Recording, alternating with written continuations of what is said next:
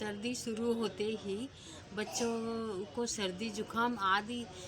सताने लगता है, तो मम्मियों को बहुत थोड़ा सा ये होने लगता है कि इसको सर्दी जुकाम खांसी हो गई है।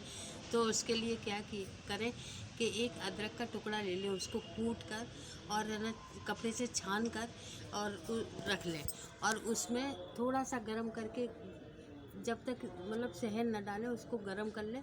फिर उसको थोड़ा सा हल्का सा गुना करके शहद मिला दें और बच्चों को 2-3 बार चटाते रहें दिन में। तो उसके लिए घर घर की आवाज़, जो बच्चा छाती में कफ जमा हो जाता है वो दूर होगा, उनकी खांसी जुकाम सब ठीक हो जाएगा।